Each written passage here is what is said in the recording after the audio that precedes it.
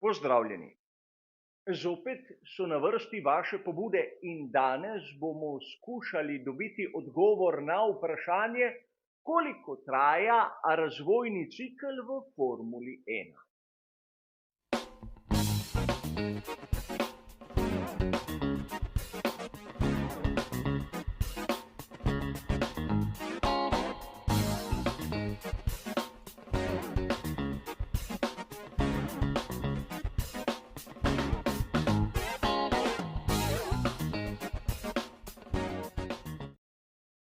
Verjetno se je že marsikdo spraševal, zakaj je potrebno le po nekaj letih ukiniti to drugo ero bolidov s stalnim efektom. Prvič smo jih videli v sezoni 2022 in zadnjič jih bomo naslednje leto, ko se bo končala sezona 2025. Za mnoge navdušence izjemno kratko obdobje. Ampak tu je treba poudariti, da so pravzaprav pri ekipah Formule 1 dosegli neverjetne številke. Po nekaterih podatkih naj bi se sila, ki jo generira samo dno, nekako povečala za 45%. Zasledil sem diskusijo, kjer so govorili o tem, da v sezoni 2024 ima sila, ki jo generira samo dno, torej talni efekt, približno faktor 145 v primerjavi s tistim, kar so ekipe pokazale na začetku sezone 2022. In nekomu se bo to zdelo fantastično, vidi se razvoj, vidi se tehnološki napredek, ampak marsikdaj se pozablja, da te sile, ki jih generirajo določeni elementi bolida Formule 1, se morajo nekako prenesti na podlago. In tu seveda pridemo do tiste točke, ki je rahlo kočljiva. Namreč pnevmatike, vzmetenje in drugi elementi niso podvrženi takšnemu razvoju. Zato tudi vidimo, da minimalna sprememba v napačno smer pomeni velik zaostanek, veliko izgubo. Ampak to še ni tako pomembno. Nekateri bodo dejali, da ekipe, ki imajo pravo rešitev, bodo pač imele morda tudi večjo prednost. Ampak zadeva bi znala biti nevarna. Govoril sem, da v sedanjem trenutku smo v drugi eri bolidov z talnim efektom. Prva je bila seveda tam v prehodu med 70. in 80. leti prejšnjega stoletja.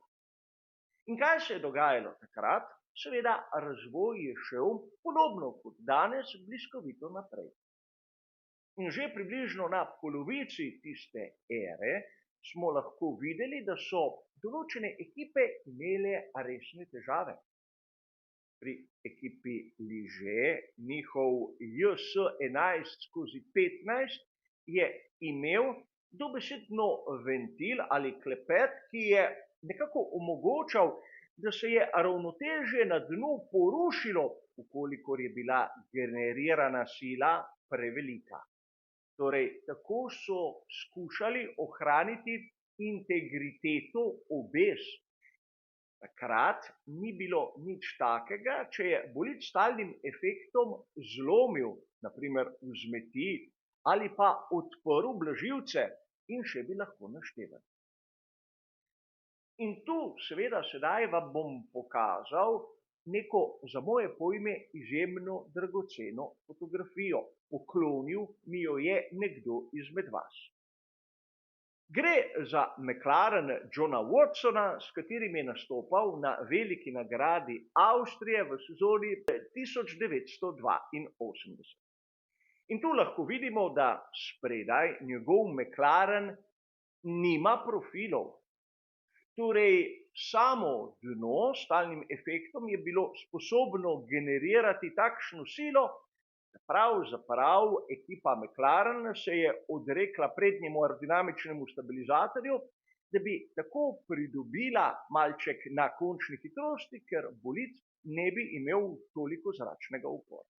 Ampak težava je, da se je svet spremenil. Današnji bolidi Formule 1 dosegajo čase, predvsem zaradi hitrosti v tistem tehničnem delu, predvsem zaradi oprijema. In zato takšne rešitve, kot smo jo videli v 80-ih, ne pridejo v upoštev, ker je filozofija čist drugačna. Morda ste zapazili, da na mnogih dirkah svetovnega prvenstva Formule 1 tisti, ki na koncu zmaga, tisti, ki je priznano najboljši, kar se tiče doseganja maksimalne hitrosti, sploh ni tam na vrhu. Enako na kvalifikacijah. Torej, čas se ustvari na tistem ovinkastem tehničnem delu in ne toliko na ravninah. In sedaj verjetno razumemo, da ukolikor bi ekipe dobile še boljše rešitve od tistih, ki jih imamo na razpolago sedaj, bi ta indeks med začetkom ere in seveda danim trenutkom bil še višji, kar bi potencialno pomenilo, da pravzaprav vsaj pnevmatike bi bile v velikih težavah.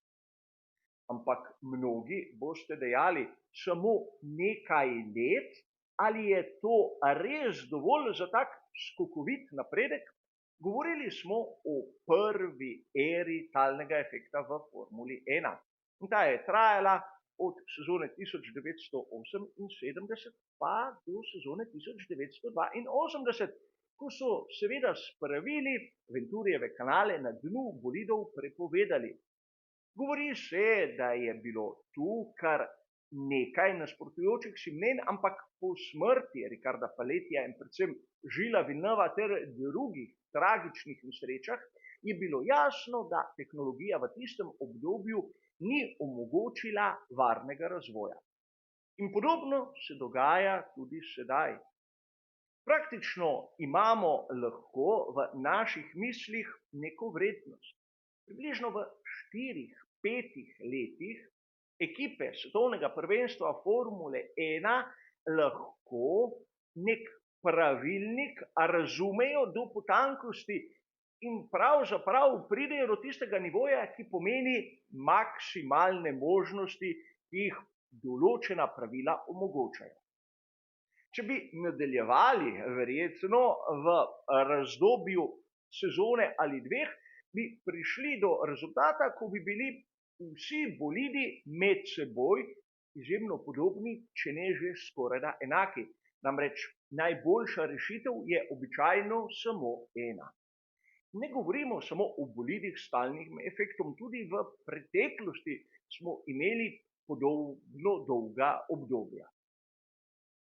Če pogledamo samo tisto predhodno obdobje temu, ki smo mu priča sedaj.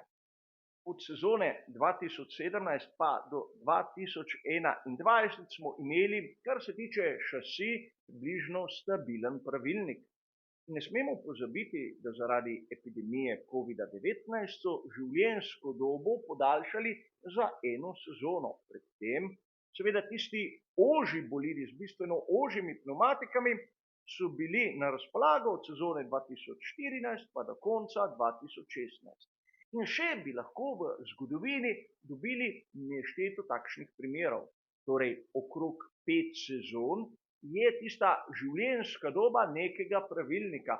V tem obdobju ekipe pač odkrijejo vse, kar je zanimivega odkriti, in zato je treba zadeve postaviti na novo in začeti iz nič.